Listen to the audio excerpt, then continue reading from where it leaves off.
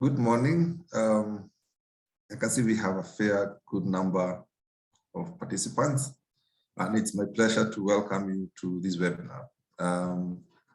It's an interesting one. So today we have participants across East Africa. So good morning, those who are joining us from Rwanda. Good morning for those who are joining us from Uganda. Good morning for those who are joining us from Kenya. And good morning for those who are joining us from Tanzania. It's truly an East African spirit to have all of you on board. It's quite a beautiful morning. And before we start our discussion this morning relating to custom, please allow me to appreciate all our women. Happy International Women's Day. We do recognize you, we honor you, we appreciate each one of you. Every single thing that you do is wonderful, and we are here because of you. So everything that you do out there, to our wives, to our colleagues, to our mothers, to our sisters, to our daughters, every single thing that you do out there, every challenge that you face and you're able to break the bias. We appreciate you, we recognize you, and we'll keep celebrating you every single day. So to all of you, happy International Women's Day. Now, turning to the topic of the day, some quick run through of what we expect this morning. So we will have different presentations across the East Africa with a number of speakers this morning who will be speaking to us on matters of customs. And we'll introduce those to you as we go along the way. But before we get there, please allow me to invite our tax partner, Clever Cora. Clever Cora is a face that is known to most of us, both in Kenya and across East Africa. He has been in KPMG for 17 years now. And before then, he had a short stint in the Ministry of Finance. So he's a man who is tasked with tax matters across East Africa. And he continues serving all of us diligently and delivering quality service. I mean, he is one of those people, when you have a tax issue, both internally and externally, we always go to him. So please allow me to welcome him for the introductory comments, and then I'll come back to tell you how we proceed from here. Craig, welcome.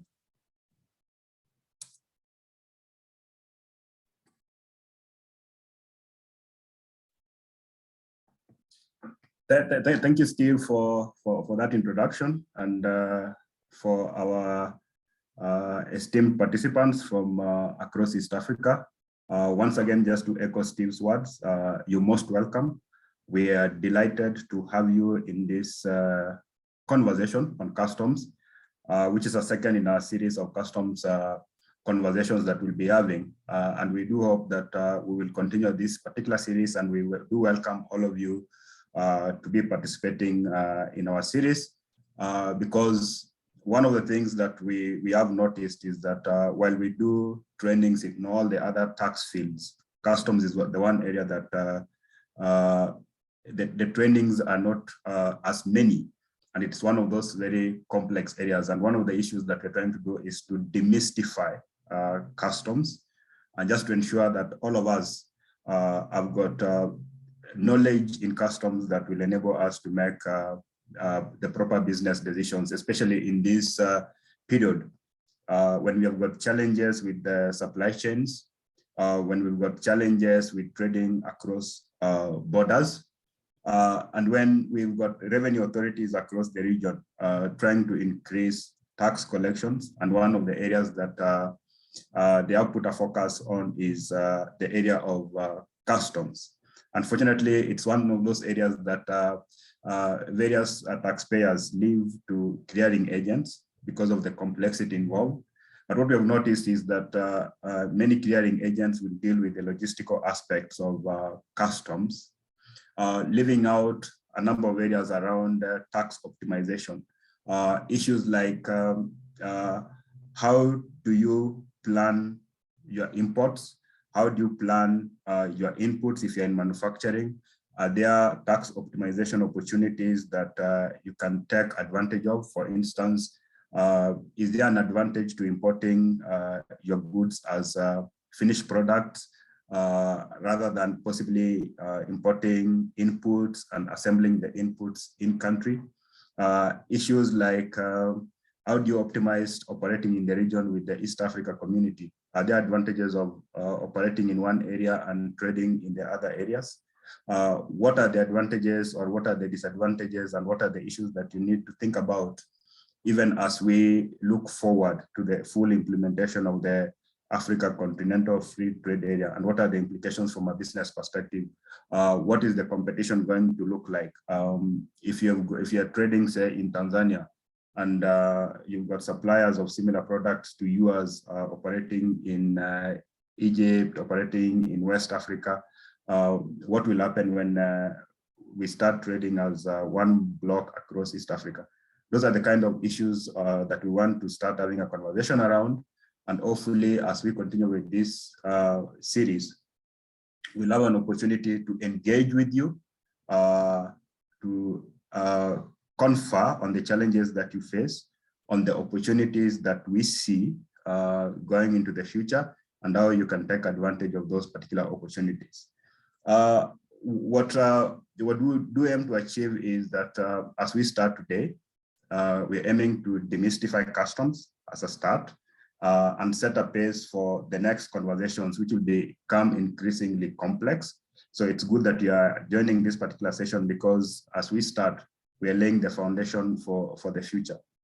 From this particular conversation, we got representatives from across East Africa, and that helps us to share experiences, especially for people who are trading across borders. We've got the opportunity today to ask questions around the difficulties that you have possibly if you've been trading with Uganda. What are those challenges that you face? We've got colleagues from Uganda, for instance. We've got colleagues from Rwanda. We've got colleagues from Tanzania who will be able to assist in some of those questions regarding what is it that they see as the direction of customs in those particular regions. And also colleagues from Kenya who can also provide insights in what they're seeing from a Kenya perspective. The other thing is that we are hopeful that you'll join us in our upcoming sessions as we delve further into customs. And hopefully then we will be able to bring customs to par with the other taxes like income tax, VAT, which we do conduct trainings on a more regular basis. For me, just to set the pace for the coming conversations, I do wish you to have a good conversation, raise your questions. We've got the chat. We'll try as much as possible within the time that we have to address the questions that you do raise.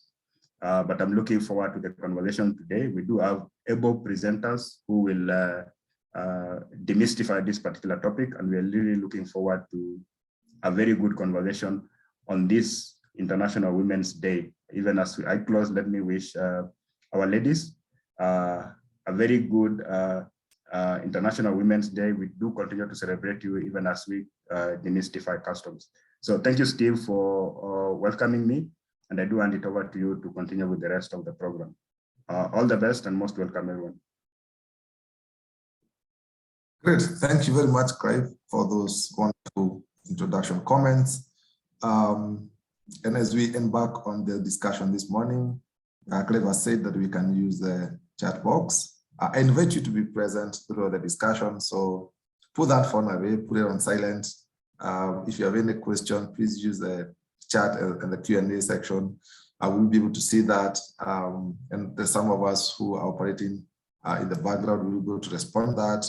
At the end of the presentations, we'll also be able to address other questions that will be on the Q&A. And hopefully we'll have enough time to engage with you. If you do feel that you want to voice your question or you have a comment, please raise your hand and we'll be able to unmute you and we'll have the conversation with you.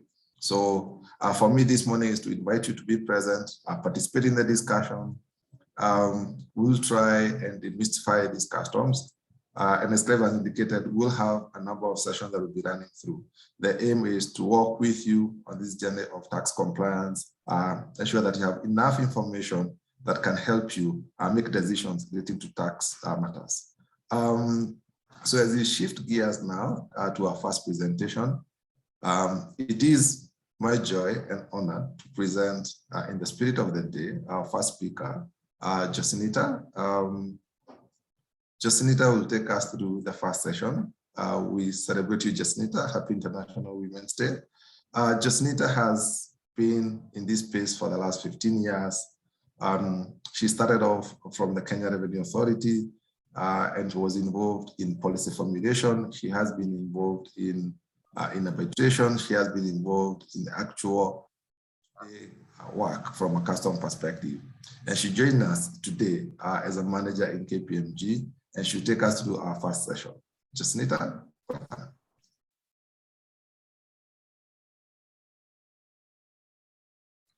Okay, thank you, Steve, and good morning, everyone. It is indeed a good morning. We are delighted to have all of you here. Happy to see you to join this session, where, as my colleagues have said, we are demystifying what is this customs.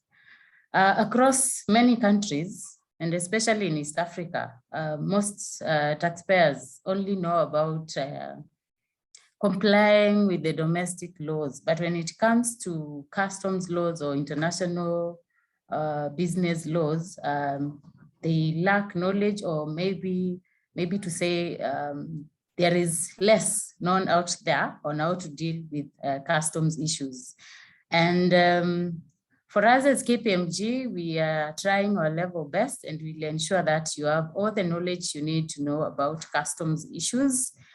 This is our second webinar, and we shall be having a series of these trainings to tell you what you need to know, how you need to make your business more competitive when you're dealing with customs issues. And today we are just talking about compliance with customs laws. And what is compliance? It simply means respecting and following all regulations on imports and exports. It implies that you understand all the legal requirements that the government requires you to ensure you fulfill, so that when you're trading across border, you're not disrupted. There are several drivers of compliance, and this could be internal or external, depending. And maybe just to mention a few, some of the direct drivers could be increased complexity in the business environment. As you know, there are challenges. The business environment is changing each and every day. And as a result, customs authorities in the world, not just in Kenya, are coming up with ways on how to deal with these changes, how to deal with these complexities so that they can cope. And this implies that also as a taxpayer, you're expected to understand your business environment and hence comply with the laws as they change. The second one, the second driver of compliance is the legal requirements that we have. For East Africa, we use common law when it comes to customs, that is East Africa Community Customs Management Act 2004. That's the main law that we use. So there are several things that you're expected to comply with in regards to that law. So there could also be internal requirements by companies. And as you know, if you are to succeed, you have to have your own internal standards. So companies would require that they comply with any government requirements or any other requirement, be it government or not, so that they are able to cope and trade without disruptions across border. Then we have indirect drivers, which are very interesting and very risky at the same time. That to me, I find them to be something that every importer, every taxpayer in this region, in the partner states must comply with and must watch out for. Imagine you fail to comply and the information leaks out to the media. That would be detrimental because it will be broadcasted everywhere, And remember, we are living in a global village. The world is very small. So this will not only be seen in your specific country, not only in East Africa, but will be all over the world. So this will eventually affect your business. And this would mean even there are suppliers who do not want to trade with you, because who wants to deal with somebody who is not complying? At the end of the day, you're also destroying their reputation. So there are several reasons you need to comply as a taxpayer. Also, our customers, the level of awareness among our customers is very high. And this requires that we comply, because there are specific clients who will not want to deal with people who are not compliant, because at the end of the day, with the increased technology when it comes to the revenue authorities across, they have in place systems that are able to trace tax transactions across the supply chain. So if you're not compliant, eventually it affects the customer, and the customer would not want to be found in such a situation. So these are some of the drivers of compliance, why we need to be compliant, and we need to watch out to ensure that we don't get caught up in the mix. And the next topic we're going to look at is what is the responsibility of the importer? In the last webinar we had, we talked about the obligations of importers. We talked about their rights, but today I need to tell you what you need to do when it comes to compliance. The importer is expected to appoint clearing agents that are compliant, clearing agents that are competent, clearing agents that understand the business environment. They are always acquainting themselves with any changes in customs laws so that they keep you updated. If they don't keep you updated, at least when they are doing your declaration, they ensure that they have done the right thing. And to this regard also, the importer is expected. Remember, when the clearing agent is doing declarations, they do it on your behalf. And at the end of the day, you are accountable for what they have done. So the documentation that is declared to the revenue authority is supposed to be secure, should be accurate, and should be full in all areas. Importers are also required to keep and store data for the last at least 5 years, according to East Africa Customs Management Act. The law says you should keep this for 5 years, but just to mention, if you're involved in fraud, the revenue authorities will go beyond the 5 years. So it is good always to go by the law and also ensure that you remain compliant.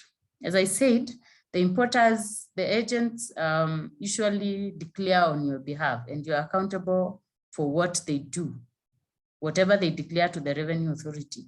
So it is your responsibility as the importer to ensure that you regularly review what exactly it is that they are declaring to the authority. Are they declaring the right tariffs? Are they declaring the right country of origin? Is the value that they are giving correct? Do they include what is supposed to be included in the customs value or not? Do they exclude what is not supposed to be included so that you don't overpay taxes? Just maybe to say, the Commissioner General motto for Kenya is that you pay a shilling, not more, not less. So it is your responsibility to ensure that you pay the right taxes. And how do you ensure that? Ensuring that you always review what this clearing agent is doing on your behalf. You're expected to declare any information that is important to the customs authority. And these include declaring assists, commissions, royalties, country of origin, declaring the right tariffs. And maybe some of these things I'm talking may seem like Greek when I talk about assists, when I talk about commissions. Those are topics that are quite wide. And in our next training, we shall be talking about valuation. So keep in touch so that you may be able to understand all those what is supposed to be included, what is not supposed to be included. So as an importer, it is your responsibility to ensure the data that is given to the Kenya Revenue Authority, to Uganda Revenue Authority, Rwanda Revenue Authority, Tanzania Revenue Authority is accurate, and everything should be declared as it is. Now, what are the disadvantages or consequences of failing to comply? I'm sure maybe some of you have already faced them, but the consequences are dire and they can affect your business up to the point where you'd close down. So we need to be very careful when it comes to compliance, and some of the consequences of failing to comply may include fines and penalties. East Africa Customs Management Act gives the fines and penalties that are payable under each of the customs laws that you fail to comply with. So it's also good to have a look at when you're doing your declaration, when you're handling international business, which section of the law am I applying? If I fail to comply, what would be the fines that I would be required to pay? So this could be a pain area that we need to look out for. Then we have liquidated damages if you fail to comply. Most customs authorities now apply what we call intelligence-driven audits. So if you're somebody that the authorities detect that you're not complying, you'll be subject to various audits every now and then. They come to your premises, they scrutinize your document. This definitely slows down your work because you have to have people to support them. And sometimes you may not even have the knowledge into what they're asking for. So these are things that you need to apply to avoid at all costs, simply by complying with what is required. It may cause delays if you don't comply. For example, if you've misdeclared on tariffs on value and your goods are at the port, your goods have arrived at the border of Malaba, and it is discovered that you have undervalued your goods. This will imply that the release of the goods will be delayed until customs are able to determine what is the right value. What does this mean? It will imply that there will be demurrages. There will be delays when it comes to you supplying to your customers. There will be delays that would cost you a lot when you eventually look at the whole process flow chain, because at first you'll be charged demurrages. Secondly, you have delayed customers. These customers would maybe run away, or maybe they would charge you because based on the contract, maybe you've agreed that you supply by this time, you fail to supply by that time, you are in trouble. So it's always good to comply so that you avoid such. And the last one is loss of import privileges. East Africa Customs Management Act gives privileges or incentives to importers into this country.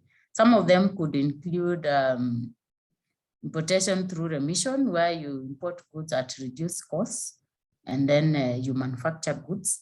Others could include exemptions.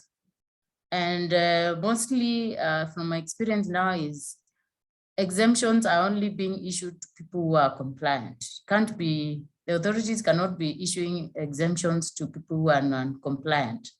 So you could lose an opportunity to be exempted from tax because your past is questionable. So it's always good to remain compliant so that you avoid all that I've said. And that said, thank you so much for listening to me, and back to you, Steve. Thank you so much, Jacinita. It's always a pleasure listening to you. And clearly we can have this discussion for the whole day.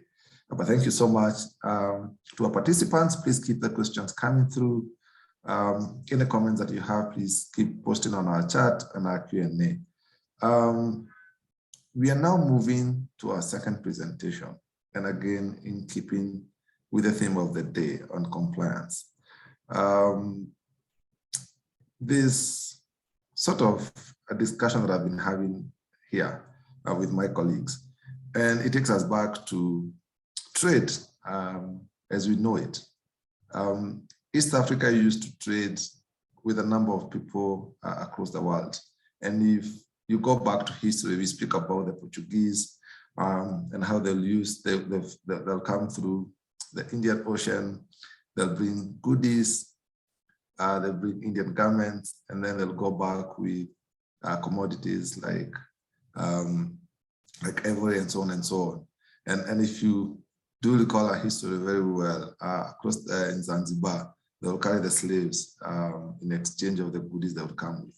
So we've come a long way from where we started with the trading with the Portuguese, the Industrial Revolutions, and where we are today of the 21st century, where we are dealing with the digital environment. You have, and you can't be able to bring anything in any part of the world to Kenya using various means, to Uganda, to Tanzania, to Rwanda, and move the goods across the world without necessarily getting to those particular places.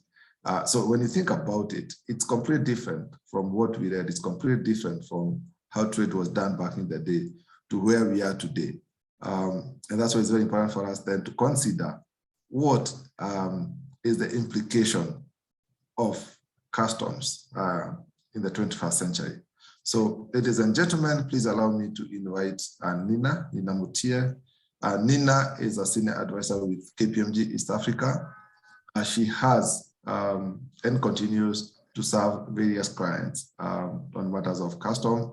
And before she joined KPMG, she practiced with the custom authorities across East Africa, and she's well versed with the various changes that have taken place in the last century, and also where we are today. So please, Nina Mutie, if you can take it away from us.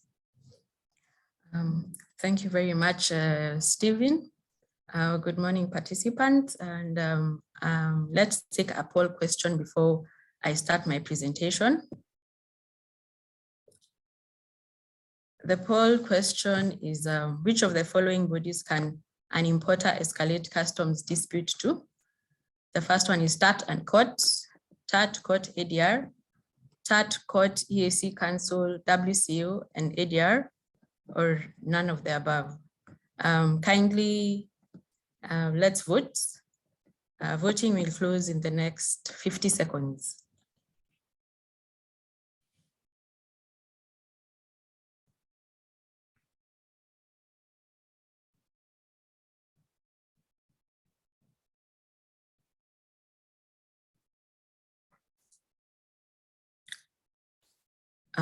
As you vote, I'm counting down. I think we have 10 seconds left.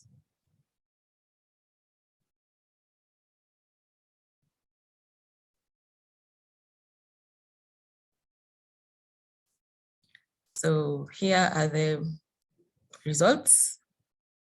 So 9% said TAT and COURT, 27% have said TAT, COURT, ADR. The majority have said TAT, COURT, EAC Council, WCO, and ADR. And 7% have said none of the above. And the correct answer is the majority, with 56% who said TAT, COURT, EAC Council, WCO, and ADR.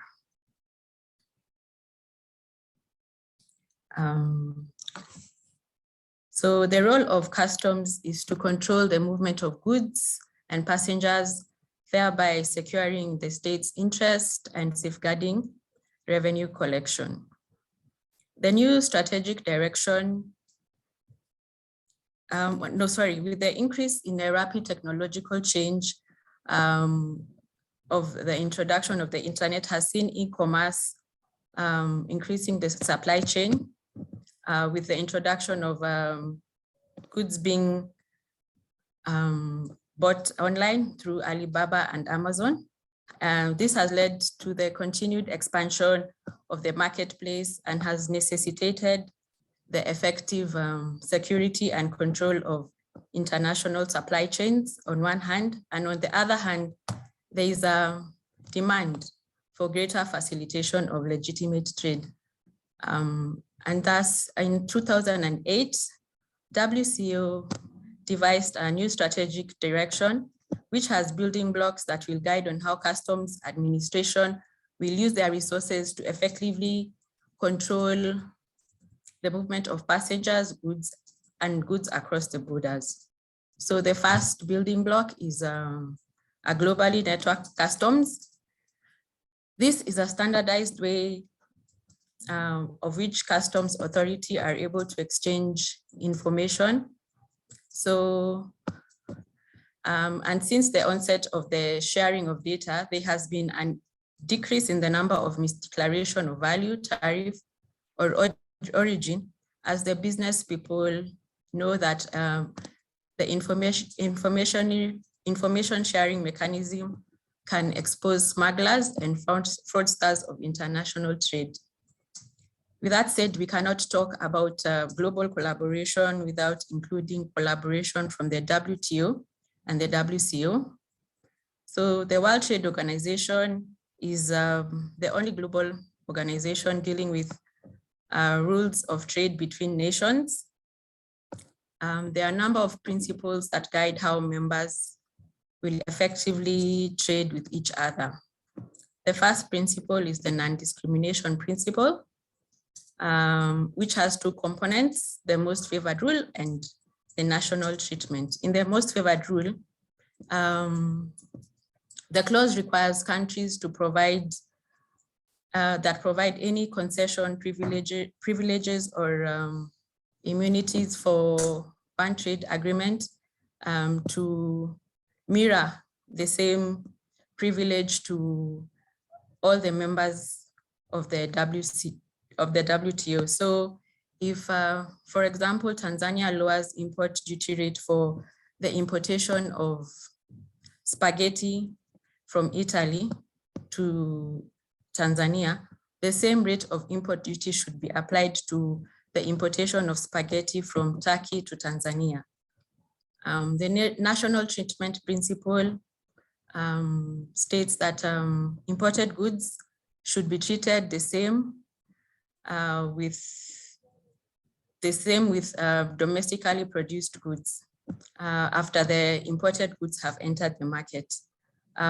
This is to ensure that countries don't impose discriminatory measures on imports. For example, if eggs from Rwanda to Uganda have an import duty of 10%, but since both countries are members of the EAC, the eggs are imported duty-free. But if Uganda goes ahead and charges an extra, let's say 10%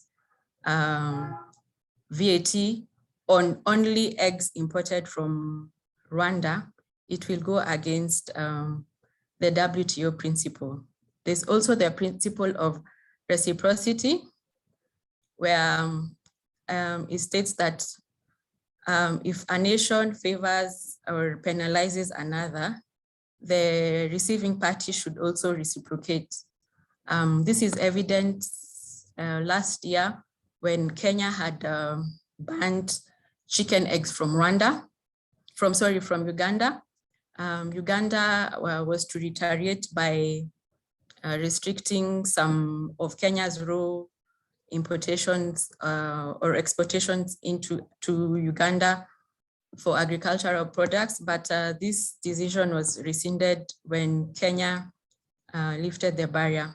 There's also the principle of transparency, which requires members to publish their trade regulations and maintain institutions that will review guidelines affecting trade, and also that will deal with requests and information from other members. There's also the principle of safety values. This principle ensures that governments are able to restrict trade and to take measures to protect the environment, public health, and animal health to ensure an outbreak of a disease does not spread to another country through importation or exportation. For example, if there's an outbreak of anthrax in Rwanda, Tanzania can declare a ban on the importation of beef and cattle, therefore safeguarding the well-being of its citizens and animals.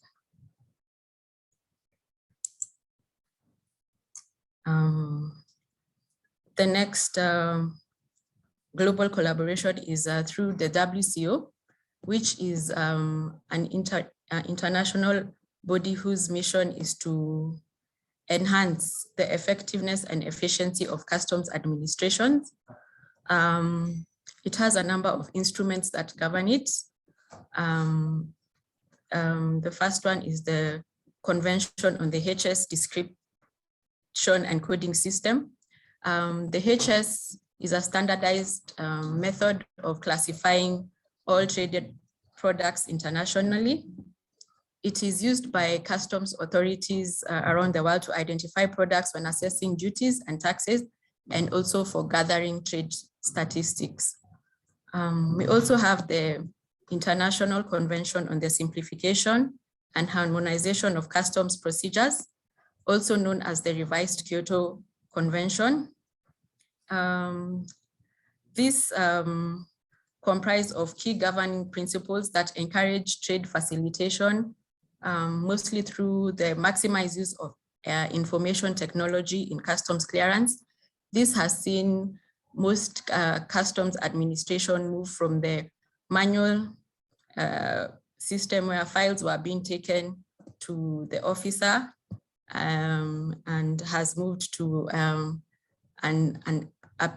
paperless system. We also have the simplification by the introduction of the authorized economic operators, where compliant traders are able to join this scheme, whereby their cargo does not undergo verification but is released, and if any query occurs on that consignment, a post-clearance audit follows. There's also the Istanbul Convention on temporary importation. This allows free movement of goods across borders and their temporary importation into a customs territory, whereby no taxes are paid. For example, goods coming to an exhibition in Rwanda, and those goods are not locally available in Rwanda, they will be imported, and a bond which covers the taxes in case the goods are not exported back in 12 months or are not converted to home consumption, will cover for the loss of taxes. In addition, the verification officer needs to capture a detailed report, which maybe will include a unique identifier. In the case of a machinery, a serial number that will be able to, that's one will be able to ascertain during exportation. There's also the SAFE framework of standards, which is to secure and facilitate global trade. This has seen an integrated supply chain management for all models of transport, and also it has enabled the seamless movement of goods through a secure international supply chain. The other building block is coordinated border management. This entails coordination and cooperation among all relevant agencies that are involved in border security, and customs being the lead agency during the release of goods is charged with taking the lead role. So it ensures there's a seamless movement of goods, passengers, and means of conveyance across the borders. One of the pillars of CBM is the single window concept, that allows a trader to provide necessary information to one designated government agency, and then that agency will disseminate the information to the other agencies involved in the clearance process. For example, in Kenya, we have KenTrade, which has a UCR, which ensures that any consignment for a particular importer will have that number to identify it different from another consignment. There's also the use of the regional electronic cargo tracking system.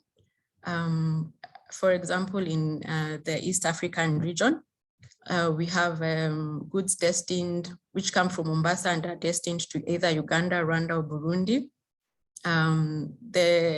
Once they leave the port of exit, either ICD Mombasa, Naivasha, or the port of Mombasa, it is sealed, and the seal transmits real-time information on the position of the truck or the means of conveyance of the import for all the countries to monitor.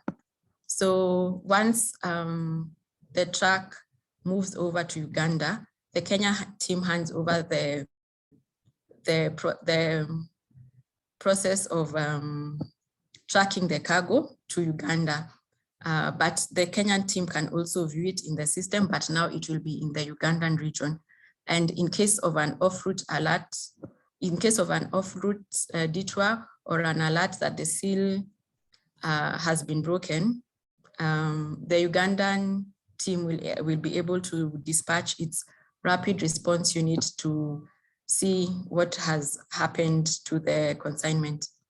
There's also the use of the one-stop borders, which allow goods and people who move across adjoining borders to efficiently and effectively trade and move with each other, because the border operations are located in a physical location, and thus it minimizes duplication of information. So the next building block is intelligence-driven data management.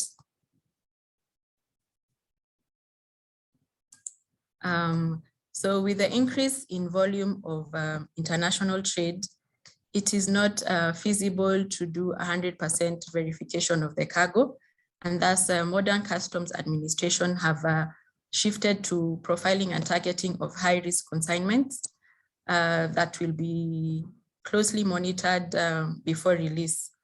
And thus it frees up timely release of low-risk consignments, which can be followed up by post-clearance audit, therefore avoiding disruptions in the supply chain. There's also customs trade partnerships.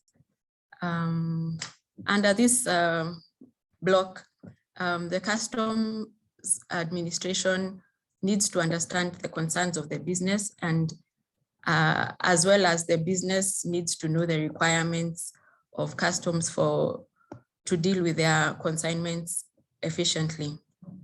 I can give an example of Kenya, where there are small traders who usually consolidate their cargo, and because they buy, let's say 50 sets of television, another person buys maybe 2 refrigerators. And so since those items cannot fit in, will leave a big space in the container, they decide to consolidate their cargo and bring it as one. And thus, there was a time where there was increase in disputes for valuation disputes, maybe for one consolidator. But since that consignment has been flagged, another trader B, who maybe is compliant and his items need to be cleared first, they decided to raise this issue with the Customs and Border Control team in KRA, and thus the KRA was able to open up the Nairobi Cargo Deconsolidation Center, where each trader is able to clear only part of their consignment and thus facilitating trade. The other building block is implementation of modern working methods, procedures, and techniques. This is evidence where there is the shift towards audit-based controls and profiling, and has seen the moving of transaction-based controls alone, thereby eliminating delays of low-risk cargo. Another implementation of a modern working method is the AEO, which is a customs to business partnership where an AEO importer pays for their goods and the cargo is cited, then released. And in case any verification is required, the AEO importer requests the customs administration to seal their container, and destination verification is done at the importer's premises. If no verification is required and there's any query, it will be followed up by the post-audit clearance team. We also have another building block of enabling technology and tools. Customs has taken advantage of new and emerging technology to enhance its clearance procedures. For example, I had mentioned the use of RECs. This has led to minimization in dumping of goods meant for export or transit in a partner state. There's also the introduction and use of the iScan, which is the integrated scanner that allows goods to be scanned, let's say at the port of Mombasa, and the image are shared in real time to someone either in Malaba or Nairobi, and they are able to take undertake profiling and targeting of that consignment well. Another building block is a professional knowledge-based service culture of the customs officers. There's a shift towards timely customer-focused processes, and thus the customs officers need to know exactly what is expected in the clearance process of importation and exportation, so as to be in a position to advise the taxpayer on instances where they have not followed the proper procedure. Research has shown that where regular capacity building lectures, change management seminars, and regular refresher courses are undertaken to the customs officers, it has led to an increase in transparency, consistency, and predictability in the clearance process. So this is a boost to the business community as they are able to plan accordingly. The other pillar is integrity. WCO recognized that many customs administration have integrity challenges, and thus came up with a guideline on how corruption can be tackled effectively as a national effort in order to create a level playing field for all business owners. The last building block is enabling powers. This is done in order to address the daily challenges that customs officers and importers undergo. The enabling powers are the appropriate legislative provision that enforce powers of the customs authorities. This legislation is important because with it, it is able to spell out fines and penalties to be given to the importer in cases where there is smuggling or any fraud that has been detected. In East Africa, the major legislation used in importation and exportation is the East Africa Community Customs Management Act. There's also the East Africa Community Customs Management Duty Remission Regulation that guides on how remission will be undertaken in the East African partner states. We also have the East Africa Community Customs Regulation, and these regulations are to be read in conjunction with the East Africa Customs Community Management Act. There are also other government partner agency laws which need to be adhered to according to the nature of the consignment. And also we have the various value-added taxes and excise duty tax laws across the partner states.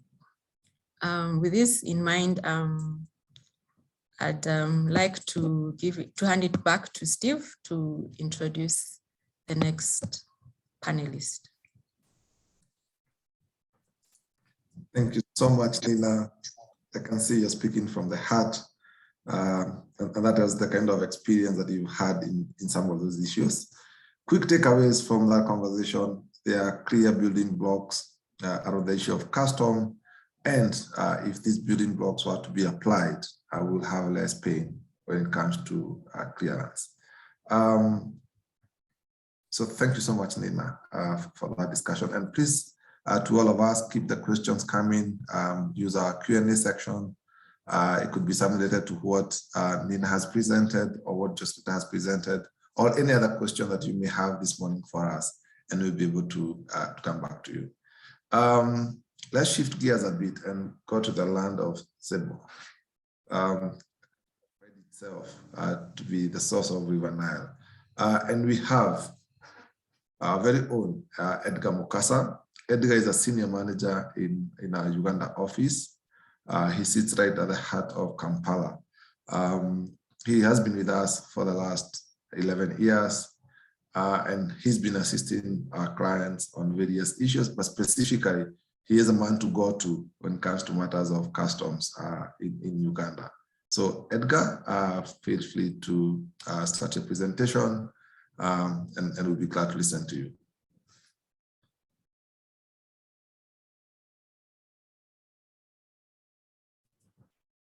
Thank you very much, Steve. Good morning, everyone. So from a customs perspective, I'm going to take us through the customs cargo clearance process for imports. To begin with, the goods that are coming into the East African space have to be transported, of course. And we have a number of modes of transport. We have sea, road, air, and rail.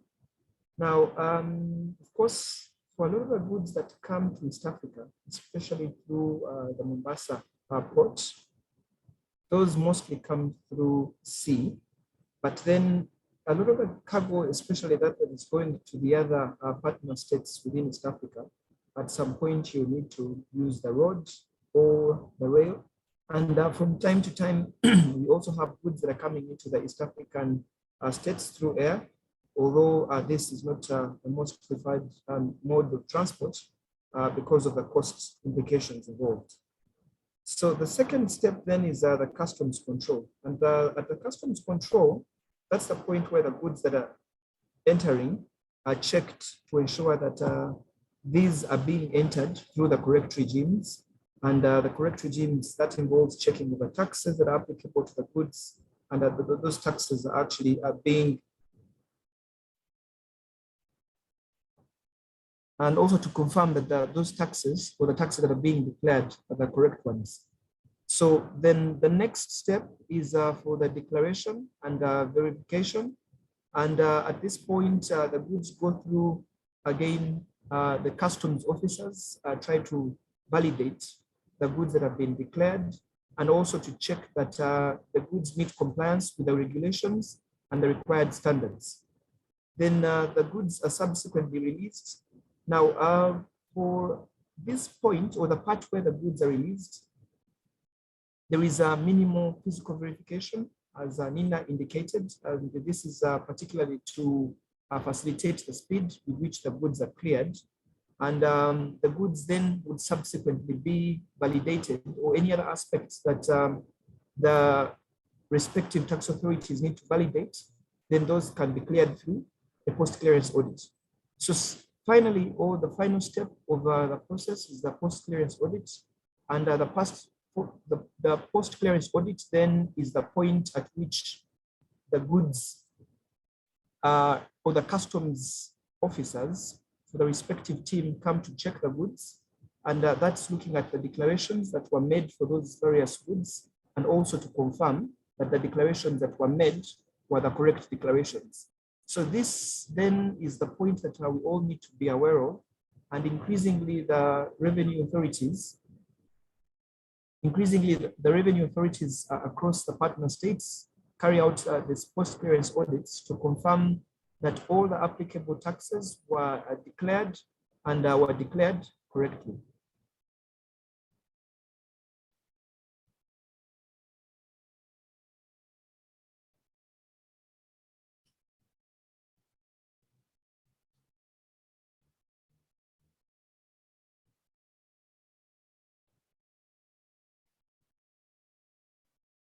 Okay, now looking at the customs import regimes, one, we are looking at home consumption, and for home consumption, for the goods to come in, all the taxes in respect to these goods must have been cleared before the goods can come into the respective country.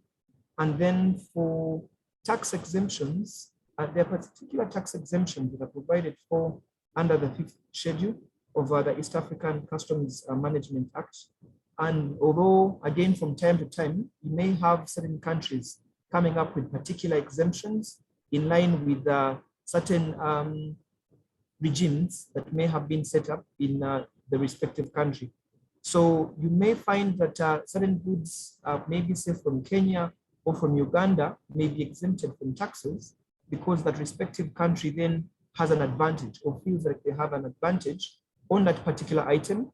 So they would exempt the good, or if they feel that there has been a shortfall of that particular good to try to promote particular sectors, then certain goods may be exempted.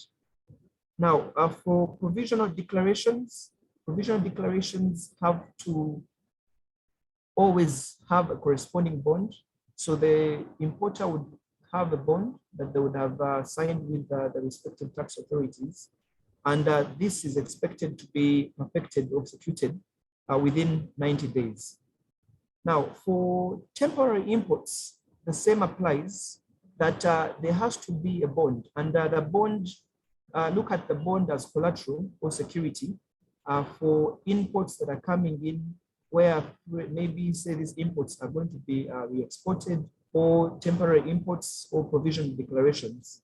So the bond is the security then that the respective tax authority that would have to ensure that all of the terms on which those items are coming in are being complied with. Now, this for the temporary imports, this has to be also actualized within 1 year, unless then you have obtained particular clearances from the commissioner as the law may allow. So for exportation and the re-importation, the same applies. You need to have the bond, and that bond then would be cancelled at the point when all of the required conditions in regards to those items have been complied with. Now, from time to time, goods may be rejected from entering a particular state or even coming into the East African community at large. And this could be probably because the goods are found not to meet the required standards. And then as a result, the states would not allow for those goods to come into the respective country.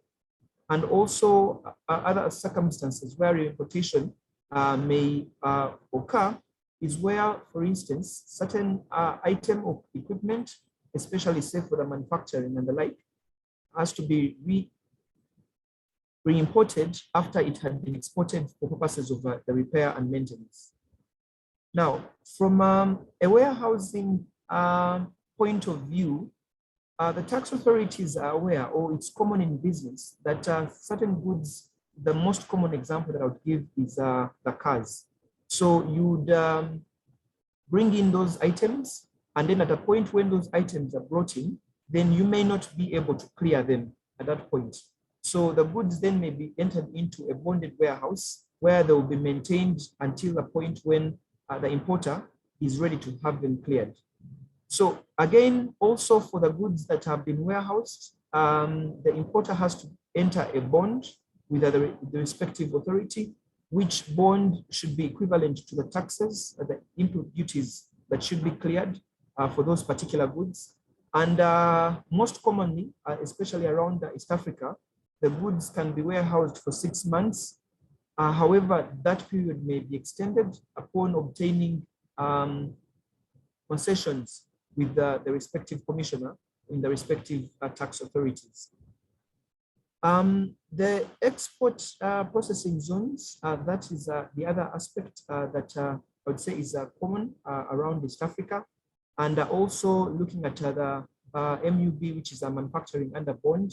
Now, manufacturing under bond, this is especially common where you have equipment that are coming in, and these equipment are exempted from paying taxes at a point when they are coming into the respective states.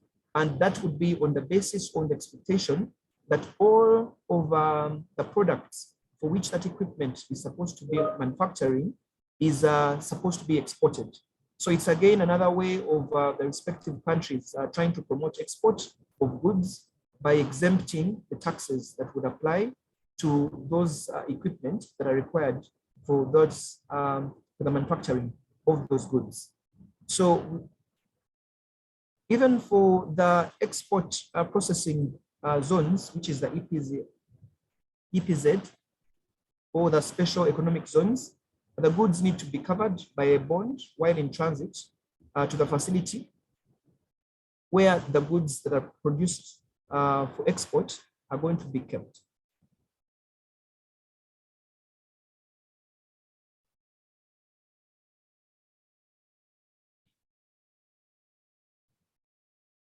Okay, so for transit, transit could be inwards or outwards. Of course, the transit inwards would especially relate to goods, both finished goods and raw materials. And the transit outwards is particularly looks at exports. Now, we also across, especially the region, due to the fact that within East Africa, the entire East African community, the states, it's looked at as one customs block, then there could be certain goods which would be moved from one state to the other. And for transshipment, now the concept of transshipment is a concept where the goods that are being imported have to be offloaded of a particular mode of transport. It could be, let's say if it's a ship or if it is air. The transshipment means that the goods would then be offloaded from one particular vehicle to another vehicle, which they would then be transported to the final destination. So in this sense, it's also common when the goods come through the sea up to the point of Mombasa. Then from the sea, then they will be loaded onto vehicles to be transported inland. Now, direct transshipment means that you have one carrier for the entire shipment or for the entire transportation, which means that you have one carrier from when the goods are coming in up to the final destination. And for indirect shipment means that the goods could come with one carrier, and then once those goods have been offloaded from that carrier, at the point when they are passed on to the next one, then it could be another service provider that is going to take up the goods at that point until the final destination.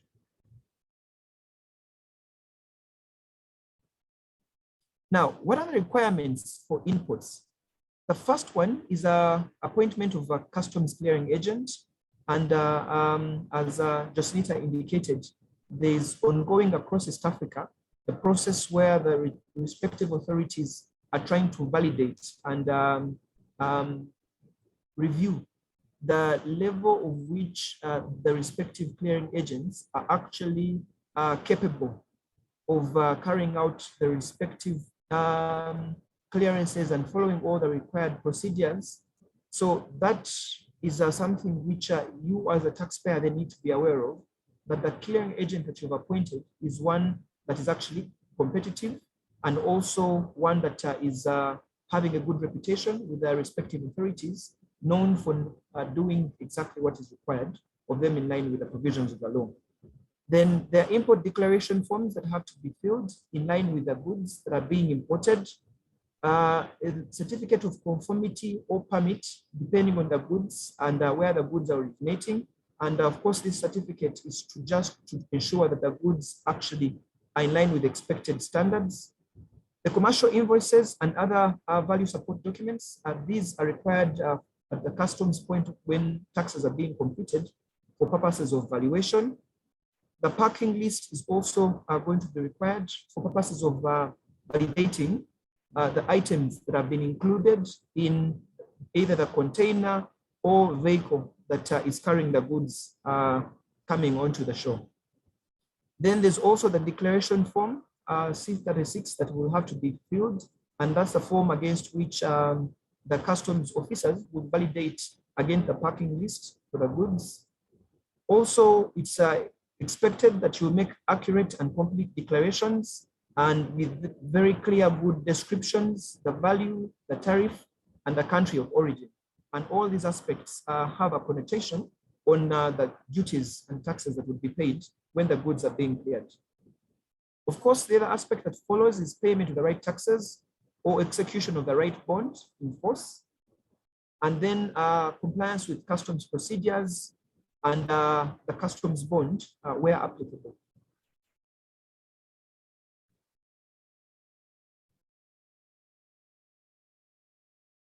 Now, for export regimes, this could be twofold. One, we could have goods that are locally manufactured or produced goods, 100%.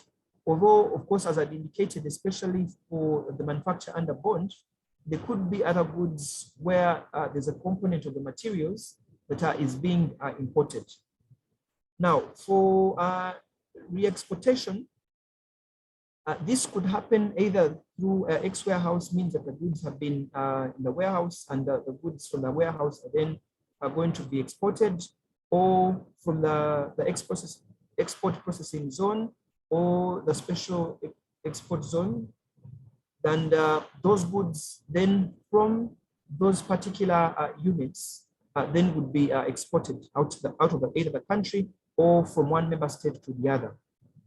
Now, under the duty drawback regime, the duty drawback regime applies to circumstances where a particular taxpayer is being refunded, or you're able to recoup the import and excise duties that you incurred in importation of raw materials, to the extent that those raw materials are being used in the manufacture of goods that are being exported.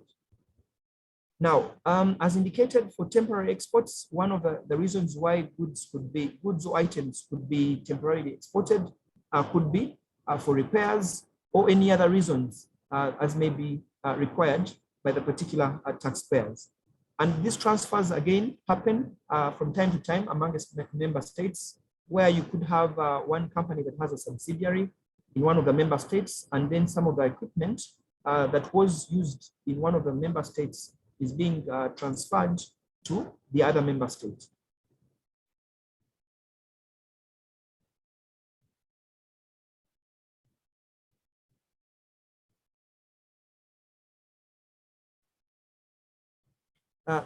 Thank you, and I'll hand over back to you, Steve.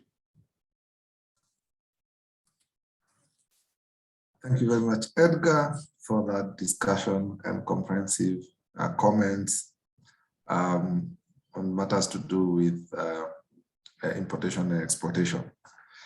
Before we move to Kigali, or is it Kigali, Angelo? When you're speaking about requirements for imports, one day, many years ago, when I was a young man, I decided to surprise my partner, in this case, my spouse, and I bought chocolates and brought them to Kenya through DHL. And the goods, in this case, the chocolates, were detained at the airport, and I was referred to the requirements for importation. Now, I know most of the time we have customs experts in our office who can assist on such matters. Wait until you have a personal parcel that you need to clear, and then some of these things comes to mind, and where do you start? To cut the long story short, I did surprise myself. It took me about 2 weeks to clear those chocolates, which happened way after when they were supposed to have been cleared. So as we go through the discussions, some of those things they're basics, but also very important for us to understand, for us to be experts, both at a personal level and also from a business perspective, for you to be aware what is needed, when, and at what time, and for us to be efficient in our work. So we now transition to Rwanda. We have Angelo Musinguzi. Angelo Musinguzi has been with us for the last 21 years. He is a custom expert. And before he joined KPMG, he had spent about 10 years with the Rwanda Revenue Authority. He holds a master's degree in business and administration, specializing specifically in finance and banking from the University of Kampala. So Angelo, if you can hear me, please take it away from us.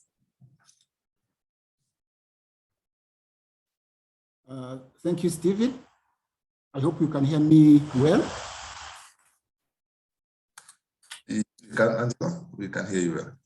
Okay, thank you for the introduction. I will talk about prohibited and restricted goods imported into the East African community.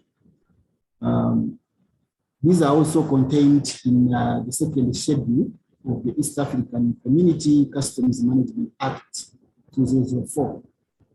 Prohibited goods are goods which are completely banned to be imported into the East African community for several reasons, most of them being for health reasons, for environment protection, for security, and for protection of the endangered species of flora and fauna.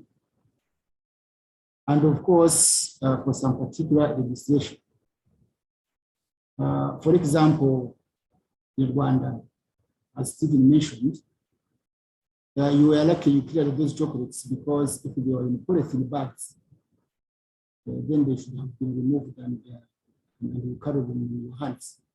So in Rwanda, you cannot bring in polythene bags, either through cargo or even passengers. If you buy goods at the duty-free shop and you put them in a polythene bag, when you arrive at the Kigali International Airport, you remove those goods from your polythene bag and you put them in a khaki envelope, which sometimes affect the quality of goods. So you should be aware of such requirements before you do any importation or before you travel. So all goods, the importation of which is for the time being prohibited under the section of this act or by any written law for the time being enforced in the Department of States. Of course, this has consequences, prohibitions, like for example, for Rwanda. Some of our goods are not competitive in the region because of the prohibition of polythene bags. They affect the shelf lives of commodities and goods. If, for example, you compare your bread with the bread of Uganda, Kenya or Tanzania, you find bread has a low shelf life because the packaging is not good. The other prohibition is false money and counterfeit currency notes and coins and any money not being of the established standard in weight or thickness. Pornographic materials are also prohibited to be imported to the region. Matches are prohibited, and any article made without proper authority, which with the armorial incidents or coat of arms of the partner state or having such insigns or arms so closely resembling them as to be participated to see. Narcotic drugs under international control are prohibited in the country.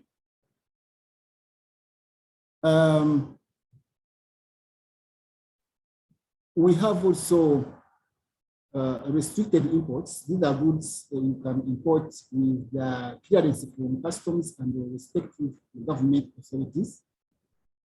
All goods, the importation of which is for the time being regulated under the Act or by any written law for the time being enforced by the partner states.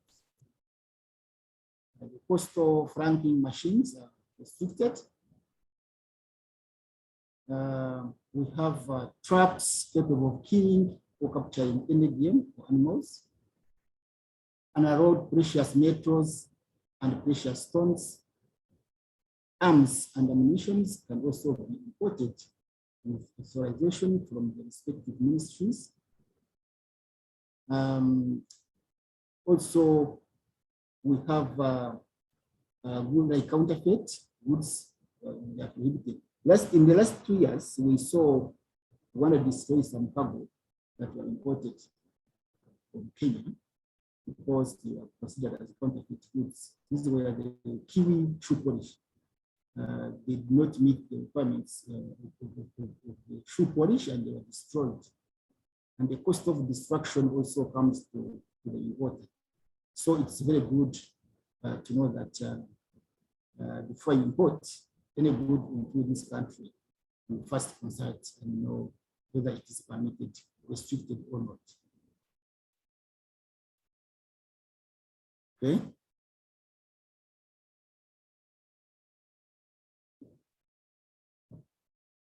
We also have prohibited exports. All goods, the exportation of which is prohibited under the East African Customs Community Customs Management Act or by any written law for the time being enforced in the partner states. For example, raw hides. You cannot export raw hides from Rwanda. They have to be somehow semi-processed before you export them. Using all scrap cables and conductors of aluminum, steel, and copper. These are also restricted from being exported from East Africa. They are prohibited. Then we have restricted their exports. All goods, the exportation of which is regulated under this East African Community Customs Management Act or any law for the time being enforced in the partner states. Waste and scrap ferrous cast iron is restricted. Timber from any wood grown in the partner states is also to protect the environment. Fresh and processed fish, the narrow patch in the tilapia is restricted. Wood, charcoal, protect the environment again. Using automobile batteries, lead scrap, wood and refined lead and all forms of scrap metals are prohibited. The foreign goods shall not be exported in vessels of less than 250 tons register. These are warehoused goods, as David explained, goods under duty drawback, and transshipped goods. They are not allowed.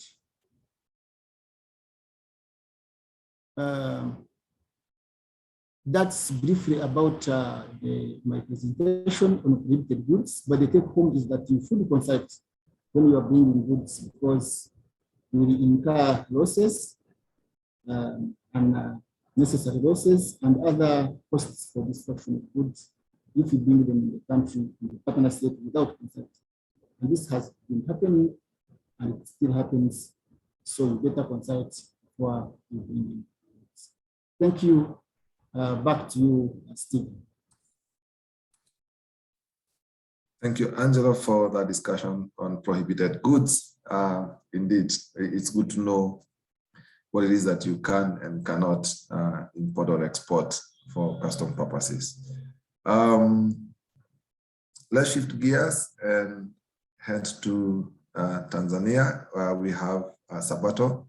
Sabato will take us through an overview of key controls. Sabato is a manager with our KPMG Tanzania office and has been with us for the last 5 years. And before joining KPMG, Sabato was and has been providing various tax services across the industry. So Sabato, welcome and take us through the overview on key controls.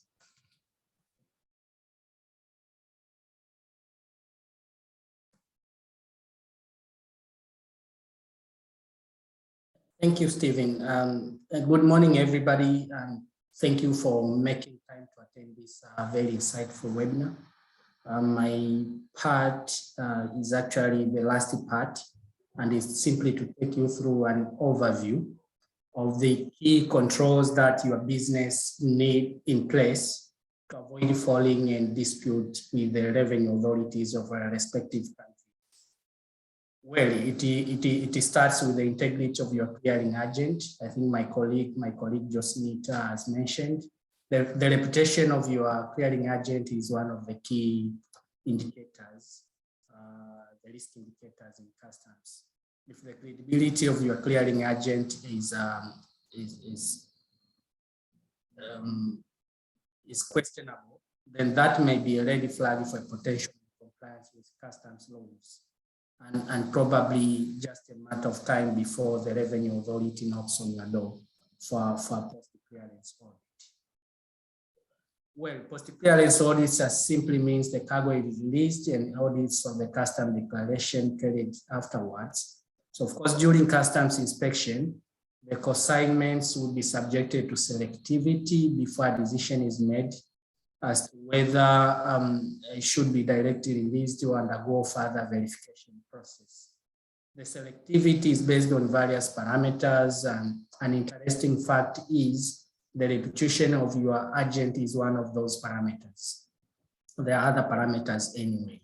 So simply put, your clearing agent is the key person in the management of your exposure to customs risks. And so it is key that you use an accredited one. In essence, the law provides that the owner of the consignment may also be liable for the acts and declaration of the agent and may be prosecuted for any offense committed by the agent. So that fact explains the reason why you should be engaging accredited clearing agents, because otherwise you may be led into trouble by the agent. And I've noted from the chat box, Lina Timwangi saying the experience in relation to receiving assessments a long time after the cargo has been cleared or released.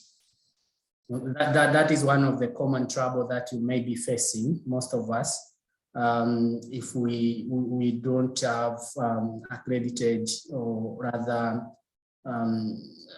agents that have that integrity. And that takes us to the second control, which is to have service level agreements with the clearing agent.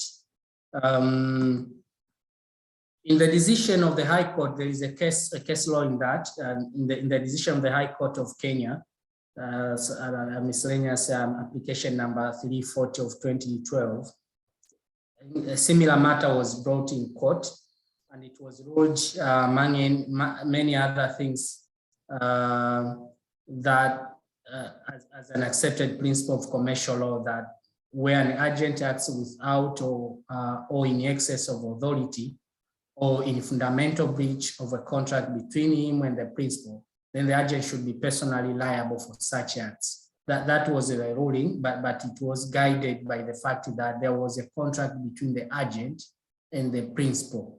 And there was evidence that the principal had actually satisfied the contractual obligations when he reimbursed the agent's expenses after the goods were cleared. So that is quite a unique case, and it may not cover everybody, especially if you don't have a service level agreement with the agent. So it in a way explains the importance of having a service level agreement with the agent.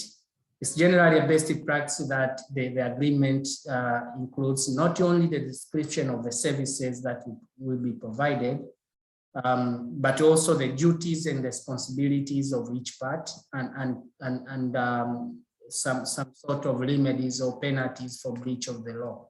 So then you are safe when there is a reported breach. Otherwise, you may fall into that trouble that one of us has reported and which we are all facing, I'm sure. Another control is to ensure you do regular internal checks on declarations.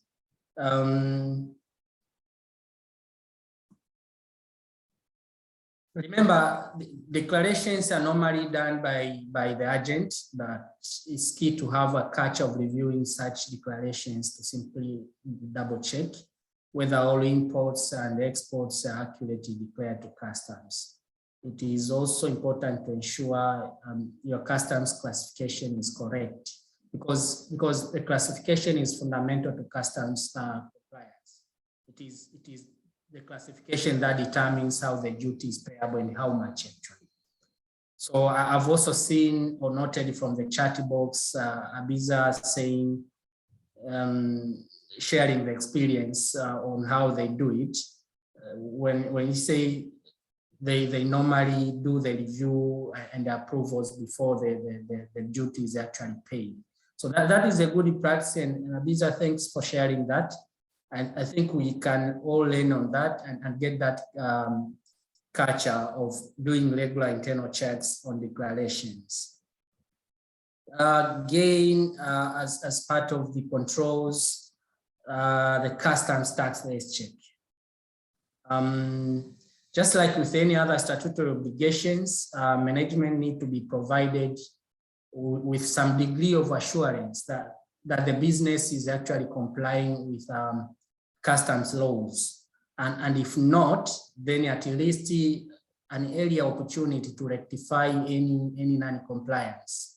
So the customs health check, as the word just explains itself, is different from internal regular checks that I've spoken about, mainly because this is an independent review. So you would call in an independent person to do a check of your compliance level and recommend some remedial actions, if any.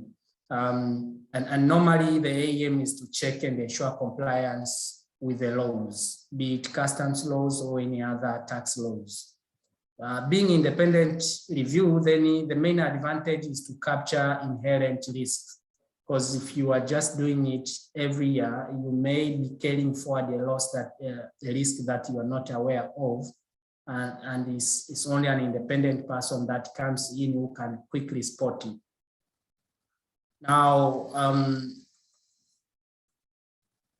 for customs, the ordinary risk areas includes the classification, the tariff classification, misclassification, the claims for concessionary duty rates, the misuse of exemptions, the valuation method that you have adopted could be under valuation on an application of valuation rules, misstatement of country of origin or export rules, rules of origin, the currency and the exchange rate manipulations.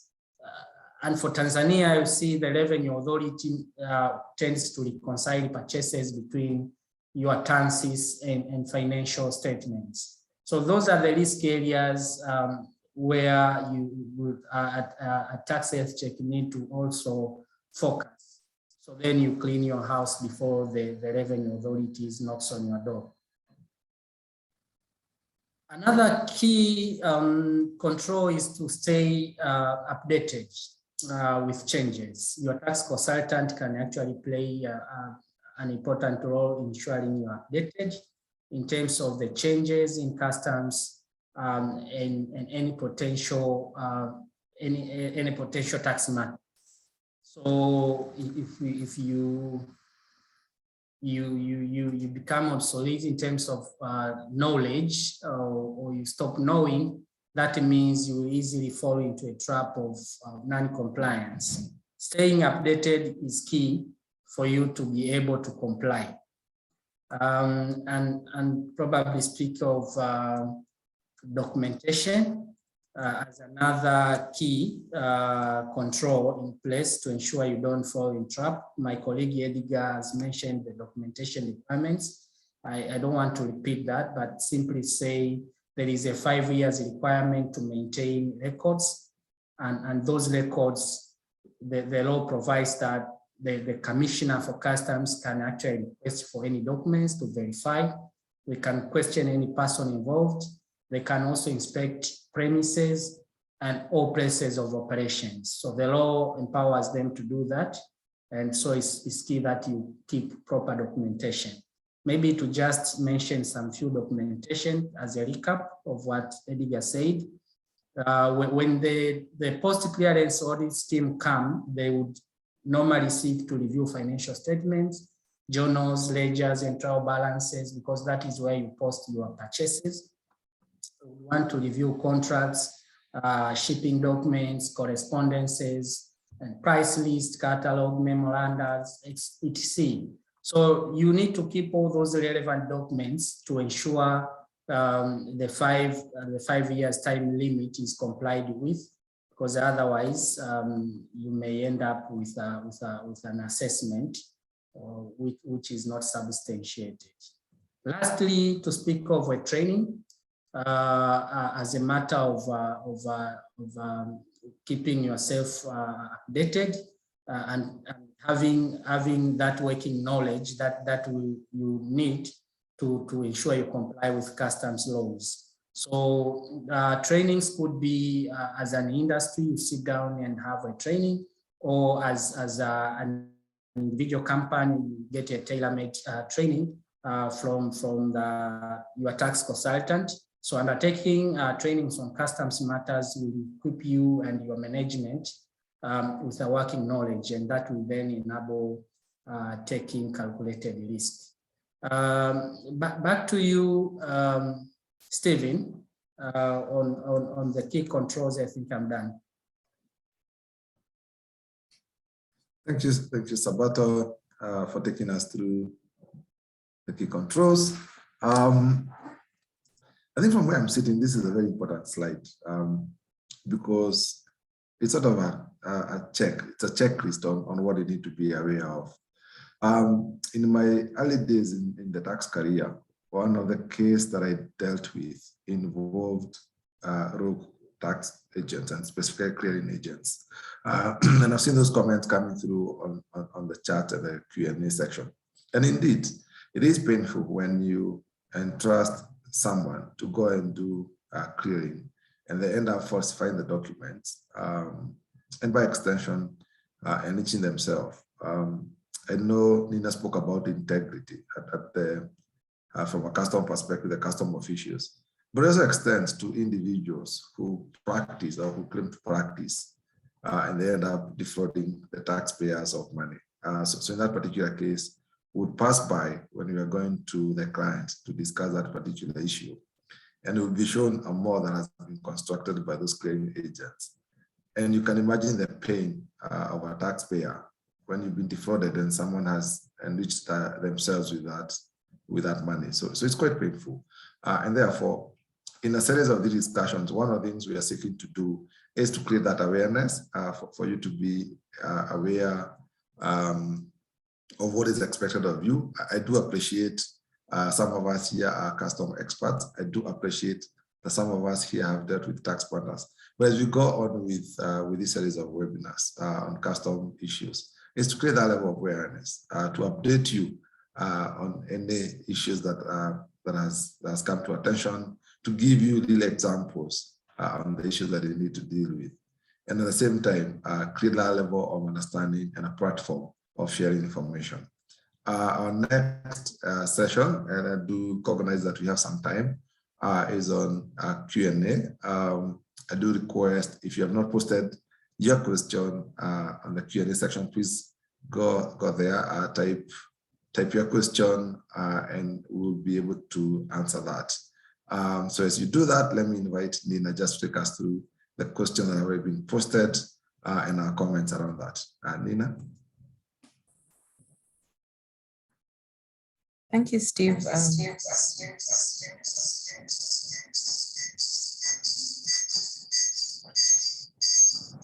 Sorry, Nina, I think we have a question.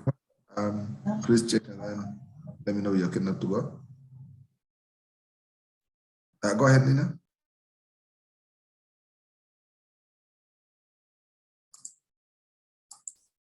Thank you, Steve. We've encountered a question where the taxpayer has asked whether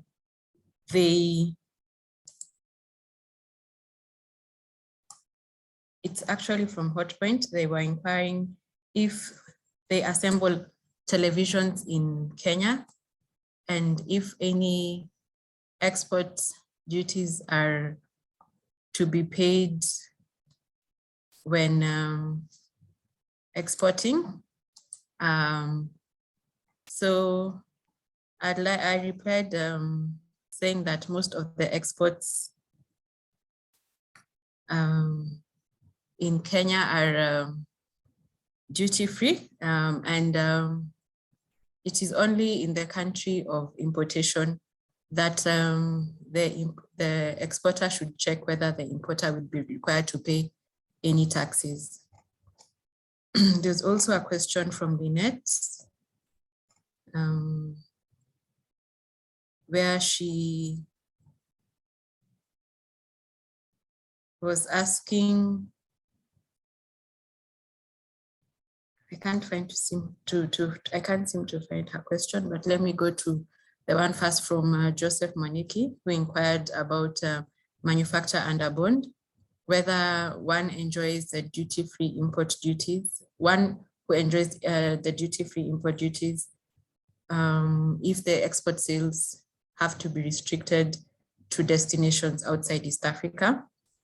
Any import that comes in any country in East Africa is considered to be in the partner state.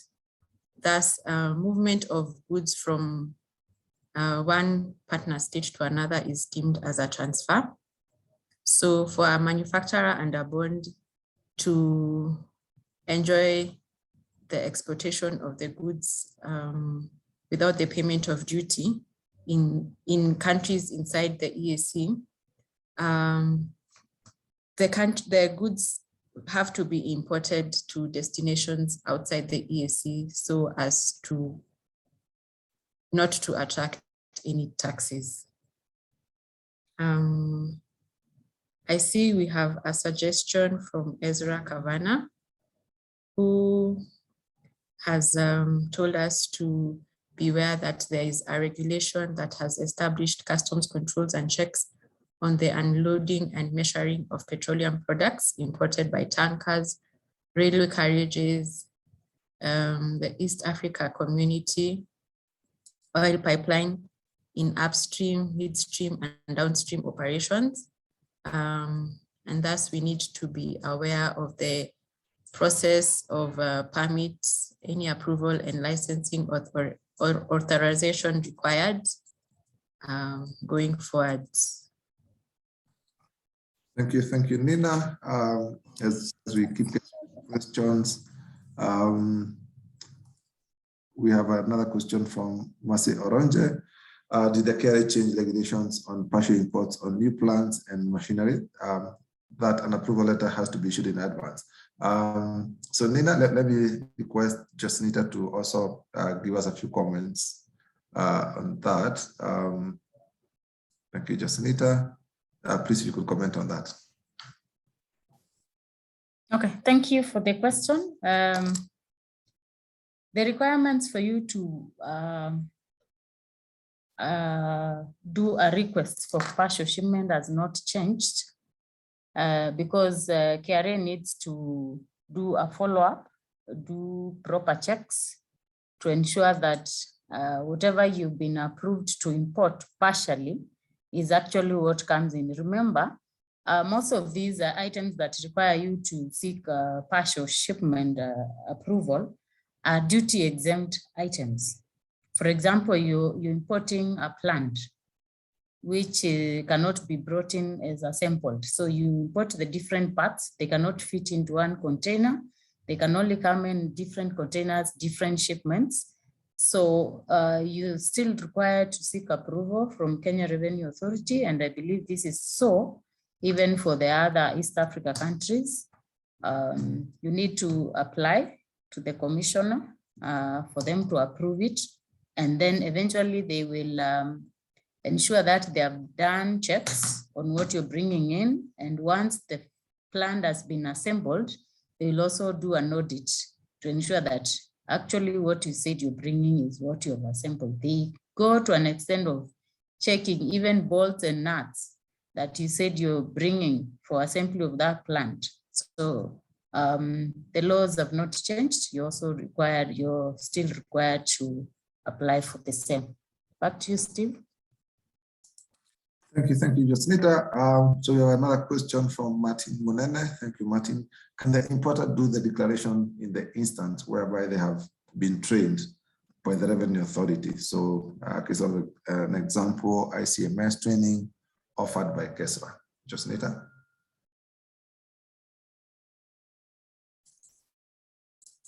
Okay, I believe the question is from Munene, if I got it right. And the law allows customs clearing agents to transact with KRA directly, with URA directly. But with evolving customs, such could be the provisions in the near future. To be specific about Kenya, and I'll ask maybe Sabato to comment about TZ and Angelo from Rwanda perspective, whether they're allowed to do direct declarations. But specifically for Kenya, an importer can be allowed to do an import declaration form.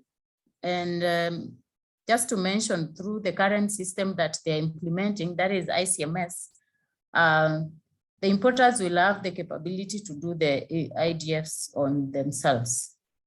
And yes, even at the moment, even when the portal is not ready for such, if you apply to Kenya Revenue Authority to be able to do your IDFs, you are allowed. But as for the import declarations, currently it's not allowed.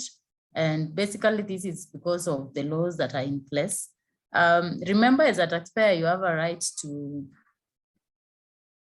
advocate for changes in law. So maybe this is something we could pick up. Munene, it's something that you could suggest to the next, during the next budget cycle, so that the same is looked at. Because from a point of view where I stand, if somebody is declaring on your behalf and you have to do random checks, and at the end of the day, you are held accountable, the law should be able to allow you to do your own declaration. But the law is clear that it is the agent who should be doing it. So maybe that's something you could float at the National Treasury. They consider changing the law. I would like to hear a perspective of the same from the other countries, starting with Angelo, that is Rwanda. Then we go to Sabato, and we finalize with Edgar. Thank you, Jacinita. Similar to Kenya here, importers are not allowed to do their own declarations. However, if the importer has a capacity in-house, can apply and be vetted by customs, and is allowed to to access the customs systems for clearance purposes. This is done annually when they are accrediting the clearing agents. So in the rare cases, importers who have a lot of activities and have capacity in-house can apply, and then they are rated like any other clearing agents, and they are allowed to clear the goods. Thank you.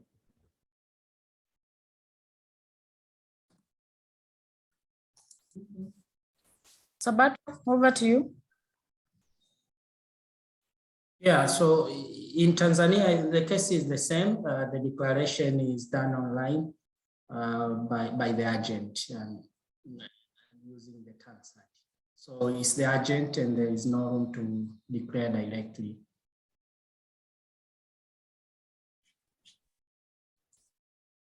Thank you, Sabato. Edgar, from Ugandan perspective. Thank you, Jocelynita. The case is the same for Uganda. The declarations are now done online through the Sekuda system, and that has to be done by a licensed customs clearing agent because the tax authorities are aware that for the longest time, there have been a lot of excuses that are made by the taxpayers that, oh, well, maybe this is out of an era. So they insist that those should be clearing agents because the expectation is that then they would know the right thing to do. And they have to be clearing agents that have also been licensed by the tax authorities. Thank you, Edgar. So Munene, you've heard it's the same across. As I said, it's guided by East Africa Customs Management Act, and it's something that could be looked into. And if you have capability, just like Angelo said, in-house, you could register your own clearing firm where you can have controls internally. So that is allowable under the law. Back to you, Steve. Thank you, Jacinta. Thanks, everyone, for their comments and contribution on that particular issue. So I'm just looking through the charts, the comment and that question from Lynette Mwangi. The question was relating to the clearing agents, and the specific comment was where we have agents that falsify, manifest, and sometimes misclassify goods, leading to misdeclaration in the IDFs. And such taxpayers receive the assessments long after the goods were cleared. So the question is, how do you deal with that? And especially because any attempt to implicate the agents is unsuccessful. And we've seen that there has been a number of cases, including all the way to High Court. And the owner of the goods is held responsible for that. So what Lynette is asking, what's the proposed way forward related to this particular issue? I have seen a number of comments. Alibai has said what they do is to ask the clearing agents to share a draft entry, and they validate the approvals, and then they make the payments. Thank you for that comment. I've also seen another comment relating to that. Let me just read through it. Yeah, from Solomon. Solomon says that I tend to believe that the clearing agent should be held culpable in such scenarios where there's a conscious misdeclaration of goods. A very good comment there, Solomon. Indeed, the principal and agent relationship should be in such a way you should be able to hold those people accountable. When you think about the cost that is incurred, both in principal, penalties, and interest, and also the cost of trying to resolve those particular issues, it's quite expensive, even for the clients who go through that. Again, you say, I mean, these are legal entities that are mandated by custom authority in that manner, licensed to undertake a custom cargo clearance on behalf of the importer. So yes, and you're right, Solomon, the custom office does clear these particular individuals to clear the goods. So it becomes quite interesting when this is turned around and you have to deal with your clearing agents. So very good comment. Please keep the comments coming. Let's share the experience in terms of what we go through every single day in the course of our work.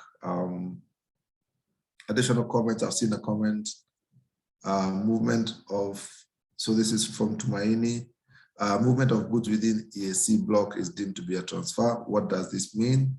And how is that linkage with the VAT returns? Just need if you can take that up, and as you take that up, someone have asked whether we'll be sharing the recording of the presentation. Yes, we'll be sharing the presentation. I'll need to confirm on the recording, but you can be assured we'll make this information available for you. I took note of someone who didn't receive the previous presentation. We will share that with you. We want to try and share this information, and that's what we promise, that after the presentation today, we'll share this information with you. Jacinita, if you're ready, then you can take us through the last question from Tumaini Ishemo. Okay. Thanks, Tumaini, for the question. What does it mean? We don't refer to goods moved from Kenya to Rwanda or to Tanzania or to any of the East Africa partner states as an export or transit. So these are referred to as transfers. And what does it mean? We are in one community. It's like you're operating, let me give an example with the Kenyan scenario. You're in Nairobi, you want to take your goods to Mombasa, and you want to call that an export or a transit. The goods are transiting between Nairobi and Mombasa, or in Arusha, and you want to say your goods are in transit from Arusha to Dar es Salaam. Yes, we are one community, that is the East Africa community. So we would be treated like we are one country per se. So any export to any of the partner states is called a transfer, and the legal provisions of ECMA would apply. However, where there are differences in terms of the local law would apply in respect of the specific tax aids. For example, if you're dealing with a VAT matter and you're exporting the goods or transferring the goods to Rwanda from Kenya, you'd look at what does the VAT Act say?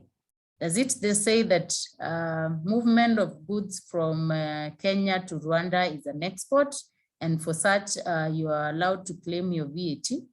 If yes, you apply that. But otherwise, where the tax aid is governed by ECMA, you would apply that specific law. So remember, EAC is still undergoing transformation. So we are still in the process of harmonizing the laws. So with time, yes, we'll get there, even where the domestic laws could be speaking to one another. So if something is, if a certain item, the tax aids and ECMA, you apply ECMA. If the tax aid and domestic laws, you apply those specific laws. So this applies to either exports or goods that are being imported into East Africa territory.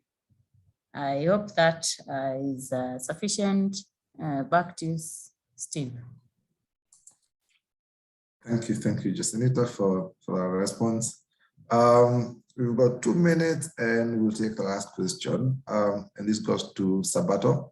Share your view of the key regulatory requirements and process that apply to customs in Tanzania for oil and gas industry. Sabato, if you can take that. Yeah, so the procedures on a tax angle they are the same. There's no industry specific procedures in terms of requirements for the cargo clearing processes, but there are some administrative procedures specifically to the nature of the cargo that you are clearing. So oil and gas would fall in that. Of course, I'm aware there have been some regulations on the controls and checks in terms of loading and measuring of petroleum products, but that doesn't make it as a per se specific area that needs to be looked at in isolation. The customs procedures are the same for all the industries. Unless there is a very specific question, we can then take that offline and discuss. I'm not sure who asked it that. It seems like anonymous. Maybe if we can just get my contact and share the specific question, then we can talk about it. Indeed, Sabato. So if you're the one who has asked that question, please get in touch with us directly, and then we'll be able to address the specific. It's been 2 hours, and for us at KPMG being your host this morning, we really appreciate your time. We thank you so much for the engagement across the East Africa. It's something we don't take for granted. Spending your 2 hours here has been very, very, very insightful. And the discussion here has been very good. Just leads our custom offering, and I just invite her to make the final comments and what we should expect in the coming webinars. Justnita. Okay, thank you. Indeed, it has been a great session. I'm glad that you've all managed to stay and listen in keenly. And maybe just to recap, we have seen that customs has really evolved, and this implies that they're changing each day.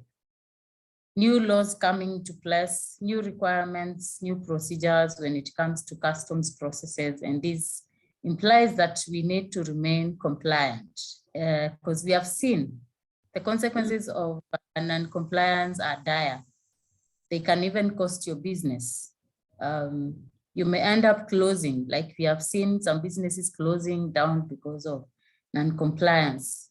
The enforcement arm in these revenue authorities is not joking. So if you don't comply, they are coming for you. So we have seen it is very key for you to comply to avoid those penalties, fines, losing business. And we have talked about some of the areas that we feel that you need to comply with.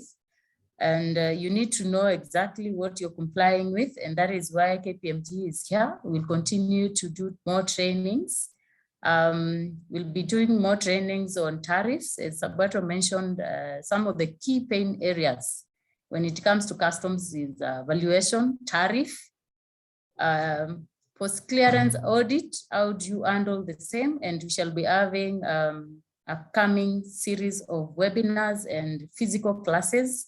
And the most immediate one is a physical one on valuation. So keep in touch with us for you to be able to know what you need to comply with. How do you comply with it so that you avoid your business being disrupted. At KPMG, we offer several support when it comes to customs matters.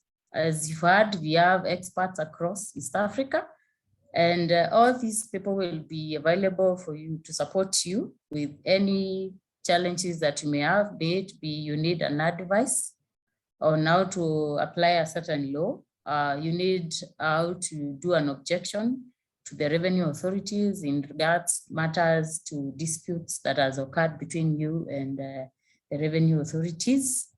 We also do compliance checks on your behalf to advise you where you could be having loopholes that could endanger your business. So we carry out those. We also support with post-clearance audits. So reach out to us and we'll be able to support you entirely where you require us. Let me say thank you so much for the much appreciated time you've joined us, and we appreciate that because we know you have a lot to do. but you've spared time to be with us today just to learn a few things here and there about compliance with the customs on the 21st century. So we do really appreciate your presence. I also appreciate the presenters for being knowledgeable and giving our audience good information that they can use for their future. To our ladies, fellow ladies, I wish you a happy International Women's Day.